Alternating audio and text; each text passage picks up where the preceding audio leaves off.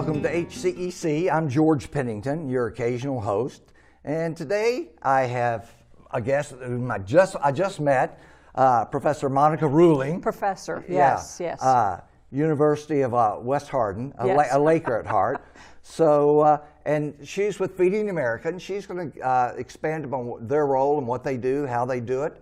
But if you would, Monica, just in case some of the viewers don't know all of the dirt on you, give us a little background, if you would, please. All right. Well, I'm afraid they might, so I'll try to. I just got a text. We can't go there.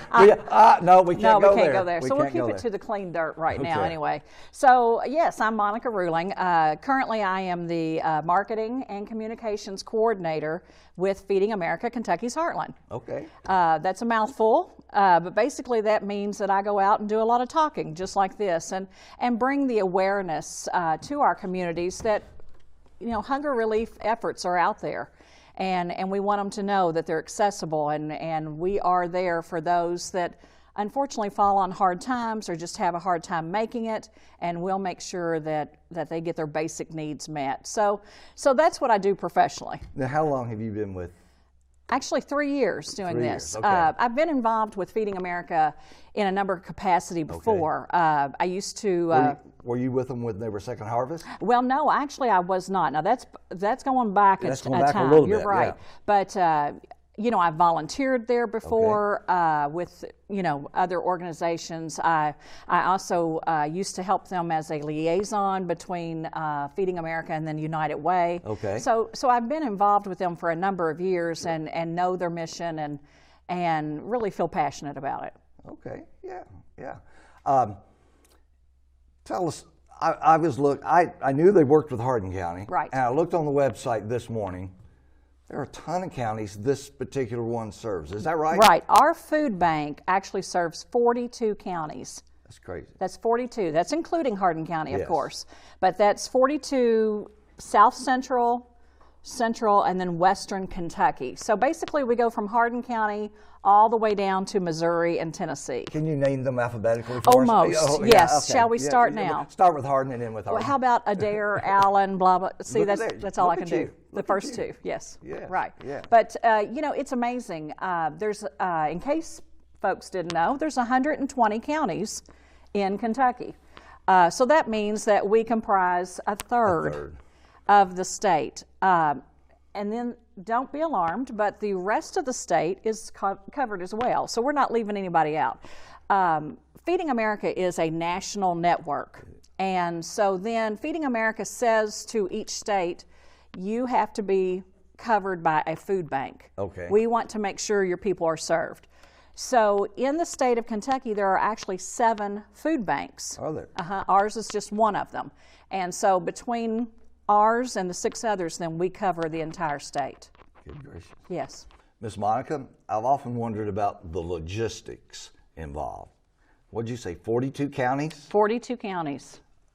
In central Kentucky, And some down to? All the way down to Missouri. Tennessee, right, right. Good gracious. You know, logistics, That's got to be it's the crux challenging. of everything. It's Crux of challenging, everything, right, don't you think? right. And across those 42 counties, we are serving 174,000 plus people a year. Good gracious. And so that means that there's a lot of food going out into these counties. You know, our goal is to make sure that these counties have enough, that they have enough of their basic needs met. And we have to visit these counties several times a month to make that happen.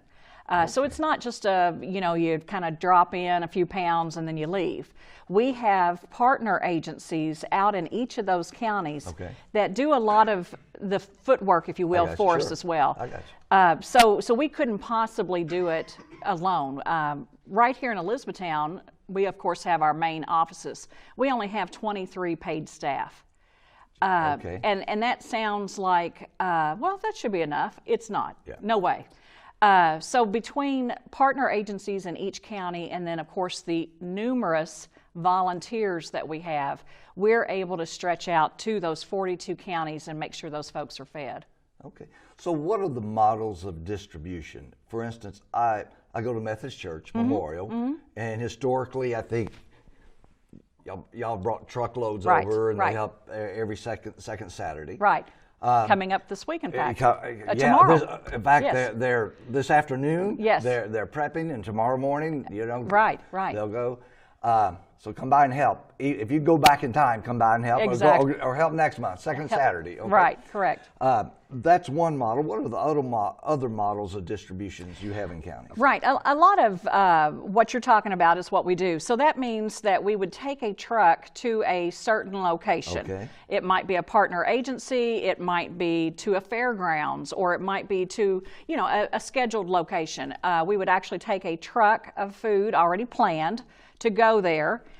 From there, then volunteers would distribute it out to folks that might need it. We also then take trucks during the week. Maybe it's not on just a time that we distribute food, but we go to all these different partner agencies and stock their shelves as well. Okay. So there's a lot of things that happen on a daily basis that people often don't see or don't think about. And the main thing to remember is that all of this food that we are distributing is free. And it's free to anyone that needs it. Our general program, and that's just where we distribute food, does not require anybody to be of a certain age or a certain income. If you feel that unfortunately you can't make ends meet, or you're having to stretch out until next Friday's paycheck, then you can come to that distribution or to that partner agency and get what you need. It doesn't mean that you're going to be a regular participant. It just means that you need that food for right now. Okay. Just curious, all right? Let's say I want to receive some food. Mm-hmm. Is there a process when I go to a place that's distributed? Say that. Right. What's the process for me? I would say the easiest part for you is just to show up. Maybe that's the hardest part, is just to show up. And then what you'll do is just sign in saying that you are there and that you want to receive food. That's it. Okay. They may ask you to show some kind of a residence that you actually live in that county. Right. And that's it. That's it. Wow. That's fairly seamless. It is. It is. Yeah. Now, where do you get the food? We get our food from numerous sources. We are very lucky that many of our big major manufacturers will actually distribute food to us. Okay. And when I say that, it means Kellogg's, General Mills, those type of folks. When they have overruns, or when they have maybe a product that doesn't sell as well as they thought it would, they need to clear their inventory as well. So they will disperse that out to food banks across the country. Gotcha. So we receive a lot of that. We're also very lucky to get a lot of what they call trade mitigation foods.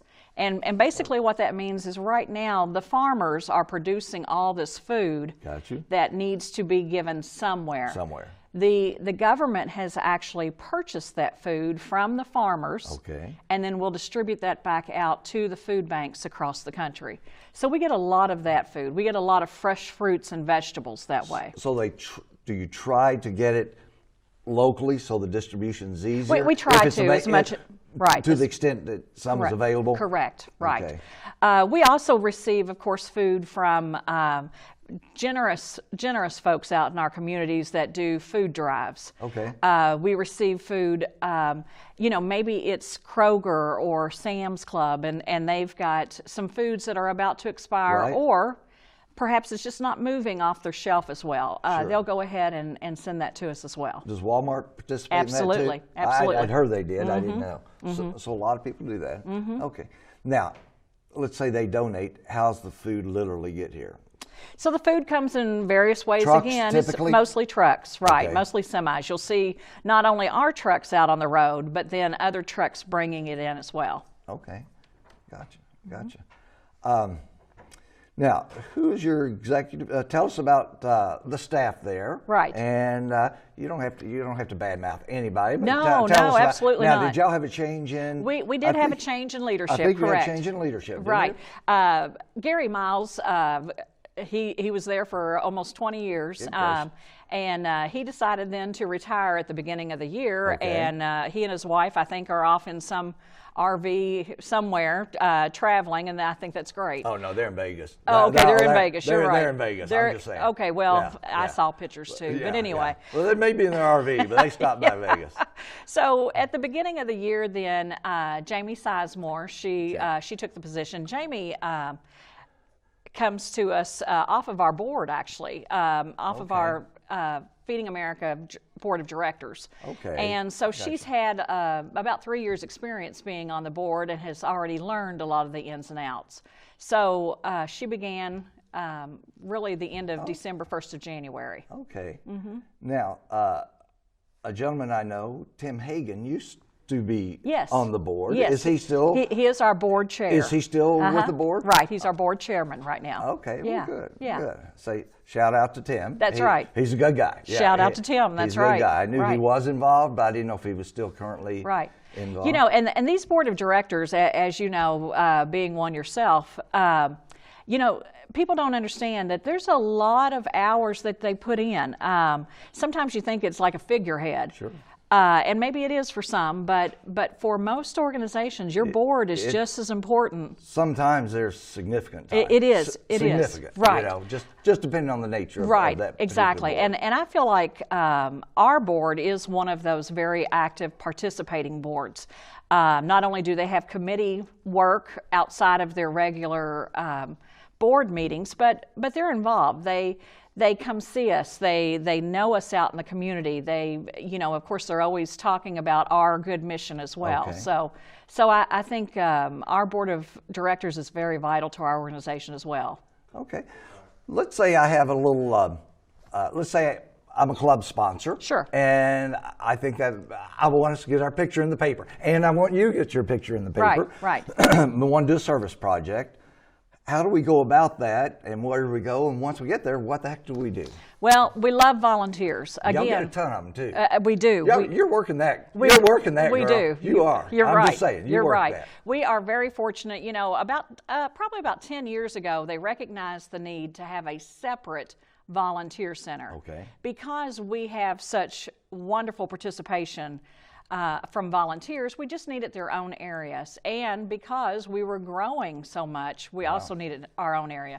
So our volunteer center is located... Is that building down the end of this big curve? Yes, it is. You couldn't find Right. Okay. 300 Peterson Drive, Elizabethtown. And we are actually open for anyone to come in, anyone meaning individuals or even groups to come in from 9 a.m. to 7 p.m. Monday through Thursday. So you don't have to call ahead, you can just show up? If you are an individual or two or three, come on in anytime. Okay. Now, we do suggest if you're a group of 6 or more to call ahead and reserve a spot, because we want to make sure we have enough work for a larger group. Sure. But I'm telling you, usually Monday morning, 9 o'clock, there's always somebody there. For real? Yes, it's amazing. We very, very rarely have any downtime. Wow. Okay, let's say I bring my club there. Right. What do we do? We watch Jeopardy? Well, maybe not. Maybe not. We've got work to do. So when you bring your group in, it could be a number of things that you're doing, because it just depends on the day and what we need done. But it could be anything from sorting foods. It could be actually boxing up our senior box program foods that we have. So what's that? That's actually a program for senior citizens that are 60 and over. Been there for a while. Been there for a while. I really wasn't. She's not. No, but I have. Yes, and of course of a certain income, but that helps get these folks over that hump, if you will, and make sure that we stretch out that Social Security for as long as we possibly can during that month. So they actually box up those foods and get those ready to go. It's usually in about a 32-pound box of food that they're boxing up. Wow. We also then, volunteers may find themselves going through an assembly line, bagging up foods for our backpack program, and that's actually for our students. Okay. That's for anyone that's usually in kindergarten, first grade, all the way through high school.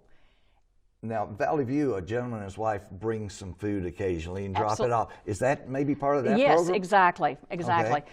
After we bag up the foods at our volunteer center, then we, of course, depend on a lot of times other volunteers to actually take these foods out to the schools and then distribute it to the identified children that need them. So y'all do that in Hardin County? Do you do that in? We actually do that in 34 counties. 34 counties, including Hardin County. Wow. Yes, right. So just to give you some numbers, and I know you like numbers. I like them. I knew you did. I like them. All right. So right now, there's over 8,500 seniors. Wow. All right. And there's over 5,500 children on the backpack program.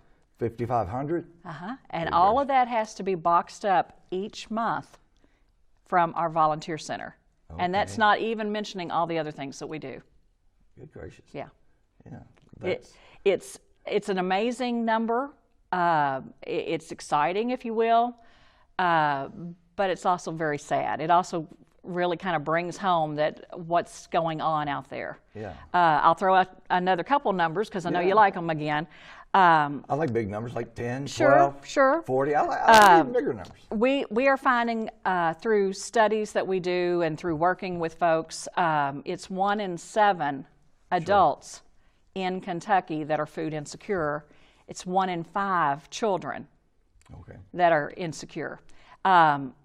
So that just tells you the need is great out there. There are many efforts, not only Feeding America, Kentucky's Heartland, but many others that are trying to meet that need, but still the need is out there. Okay. Now, how do the seniors get there? Senior citizens, we definitely encourage them, if they're not on this program, if they're not receiving the box of commodity food, or better yet, the old government cheese program. Familiar with that? Yes, ma'am. Okay, well, that's what this is. And that's how a lot of times our seniors will identify with that. They'll say, oh, that's that great block of cheese. And it is. Physically, how do they get it? Well, how they're going to get that is they're going to sign up first. They're going to call our office and they're going to sign up. And we're going to make sure that, again, they're 60 and over. They live in one of our 42 counties.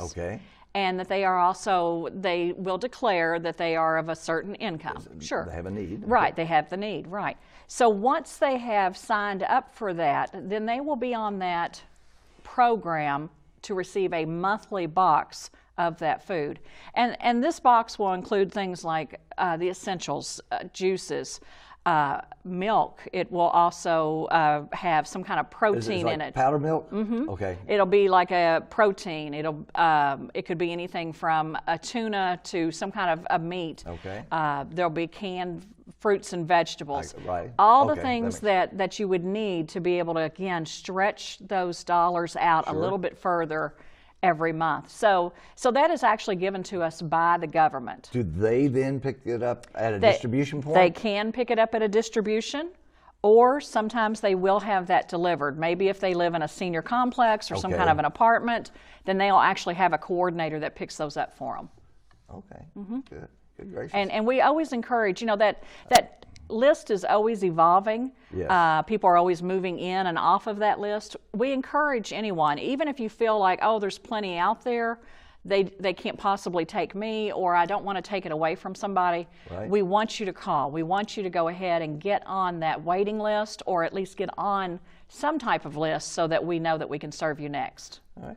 Coach Monica, if you don't mind, go ahead and give the phone number. I mean, we got tons of time left, but go ahead and give the phone number. Just in case anyone is in need and needs to call. What is that? The phone number to Feeding America, Kentucky's Heartland is 270-769-6997. 6997. 270-769-6997. Correct. 6997. Right. Of course, we're open Monday through Friday. The main office is from 8 to 4, but there is an answering machine if somebody needs to leave a message. Okay. Now, the building, volunteer building right up the street? Is that not the main office? That is not the main office. That big building I passed by? Yes, that is correct. So we actually have 2 offices on Peterson Drive. So you are correct. There's a main office, and then there's also our volunteer center. So what's in the main office? The main office is where our actual distribution center happens. That's where the big trucks roll in and bring the huge pallets of cereals and cans and boxes that are donated. So that rolls in that area, and then of course we unpackage, sort out, and get that ready to go out to either agencies or to distributions. Okay. Now, is your office there? My office is actually in the volunteer center. Oh, it is. I want to be where the action's happening. Yeah, you do. Yeah. These Lakers. Absolutely. You know. Right. I want to be, where the people are. So that's why I'm down there. And some days it's a very rowdy place. It's a rowdy place, right? Well, good. And that's okay. That's okay because we're getting a lot done. You got your Pearl Jam on in the background, so heck, life's good. That is right. You're jamming to some Pearl Jam. That is right. Or something like that. Right. And as you can imagine, right now, the time of the year it is, October through December, the Volunteer Center is definitely rocking. Wow. That's the time of year that people feel the most giving, if you will. Yes. They realize that the holidays are upon us. About the middle of November is when folks start thinking, wow, I've got to do something for somebody else. Yeah. And I want to say that, all of that is wonderful. We could not possibly do the amount of work, the volume of work that we have to do without our volunteers. But I also want to throw this out there that it's okay to do this the rest of the year as well. Gotcha. Not to say that we're not busy January through October, because we are. Because you are, yeah. Because again, we serve people every day. It's not just a certain part of the year.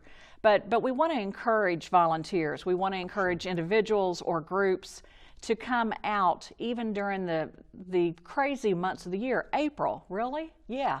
People are hungry then, and they need to eat. So we want to encourage folks to think about that. Would you do a food drive in April? Sure you would. Would you do one in August? Absolutely. So we want people to kind of come out of that old way of thinking that it's just the holiday season. Gotcha. And we want them to realize that hunger is a all-year thing. Yeah. And it happens. And we've got to give and then also to volunteer all during the year. Now, about how often will pictures be in the paper of a group volunteer? Oh. I mean, it seems often. We try to get it. It seems like sometimes I might see it more than once a week. I appreciate that. Good. Is Good. that correct? Right. I mean, it seems like it's there a lot. We try to publicize the good works as often as we can. And we're not doing that to just to say we're taking up newsprint, but go ahead. Well, we just want to make sure that folks, get the pats on the back that they deserve. Sure. People have many, many options. They could be doing a number of different things. They could be sitting at home on their couch. But instead, for whatever reason, they have chosen to give at least an hour or whatever of their time back to somebody else. When a volunteer goes through through the assembly line or just whatever they might find themselves doing, just to know that you're giving back to that senior or to that child when they receive that bag of food has to be a wonderful feeling in its own. And that's what we want people to think of, is that when they're putting those items in that bag, think about the person taking it out of the bag. Yeah. For instance, like today, will you have volunteers today? We don't actually have volunteers. Today is Friday. So we do not have volunteers on Friday. But it's Monday through Thursday. Okay. 9 to 7, right. Did you have volunteers yesterday? Oh, absolutely we did. You really? Yes. A house full. Wow. Right. Because we'll look at it in the paper and I'll say, Janie, look, they've got this thing down. Right. The Beta Club's getting recognition, or whatever club that was. Y'all are getting recognition, and then the more it feeds upon itself, pun intended. Correct. And then it generates more interest, and it kind of keeps rolling a little bit. That's absolutely correct, right. Yeah. And not only do we use traditional media, if you will, but of course, in this day and age, we use a lot of social media as well. So you do a lot of Snapchat. Is that what you're saying? No, I'm just so messing. We haven't actually done Snapchat, I'm just so messing with you. But we're definitely on all the others. So you're on Facebook? We're on Facebook. You can definitely find us there. Instagram and Twitter. And LinkedIn. Yeah. For our professional volunteers. That was our 16th president. Yes. That was our 16th president. That's right, he was. You Mr. do LinkedIn. LinkedIn? Mr. Yes. LinkedIn? Yes. Yeah. Okay. I got you. It's a comedy show as well, folks. Yeah. Only occasionally. Only occasionally. Yeah. So do you take, as the communications and marketing It is person. my job. It is is that what my you job. do? It is my job to either go out and talk it up, or to talk it up out there on the social media. Okay. So yes, I do a lot of that. So can you take an event and set it to come on LinkedIn, or to set it to pop up on Facebook at a certain time? Absolutely. You know, to get more eyes, to get to your advantage Right. at certain Absolutely. events? Right. Okay, so you set that up. Right. And we also... So you're techie too, a little bit, huh? Just a little bit. Yeah, a little bit. Now, we also try to make sure that, again, because we are with our main offices here in Elizabethtown and Hardin County, you know, we got to spread the wealth out to our other counties as well. So we will make sure that, you know, we get those posts and those boosts out to the other counties, or out to the other newspapers and radios, to let them know as well about the good things that are going on, or just the food distributions that might be happening. And typically, do radio stations and TV stations do that pro bono? Oh, absolutely, typically? absolutely. Is that right? And you know, we are very fortunate that our media, no matter, you know, what type, they are very good about covering us, because they too realize the importance of just going out and meeting people where they are and making sure that their basic needs are met. So they'll many times just show up at a distribution and cover it for us, just to make sure that people are aware that, you know, it's happening out in their community, and they can get the help too if they need it. All right. Now, my home county is Hopkins County, Madisonville. Right. We're not in. You go to McLean, don't you? I think that's, or Muhlenberg or McLean. Muhlenberg. Yeah, you may not go to McLean. Right. You go to Muhlenberg. You're actually covered though by Tri-State. By Tri-State. Tri-State Food Bank, and again, that just shows you that every county in the state of Kentucky is covered by a food bank.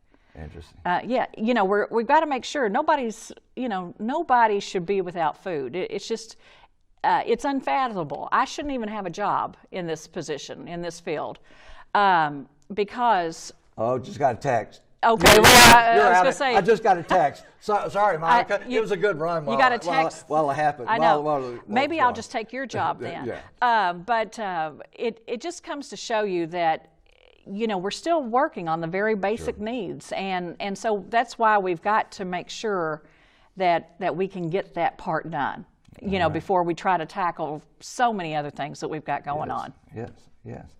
Well, Professor Monica, we've got less than 1 minute, so if you would just do the number again, and any other data you want to present. Absolutely. For the audience. Right. So for more information about Feeding America Kentucky's Heartland, you can visit our website, www.feedingamericaky.org, or call us at 270-769-6997. So you know this is being syndicated around the world. Absolutely. And Armed Forces Radio. Absolutely. You know that, don't you? Yes. Thank you. Yeah, you do. Yeah, you do. Maybe.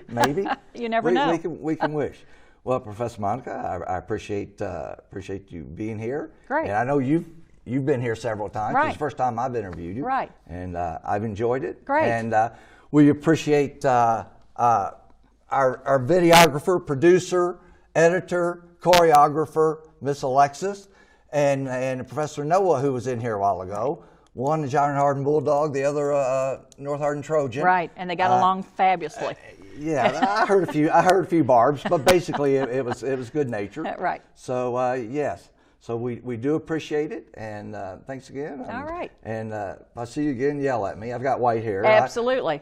I'm one of the only ones in Hardin County with white hair. Right, and maybe you'll we'll know me. see you at the Volunteer Center pretty soon. You know, we have to go to Lexington tonight, but over there. We'll probably be at the Methodist Church in the morning. Oh, good, even better. But my wife's brought kiddos from Eatown High over several times. Great. Yes. So we'll definitely see you somewhere. We will. Good. We will. I'm George Pennington for HCEC-TV. Appreciate it. Have a good holidays. Thank you.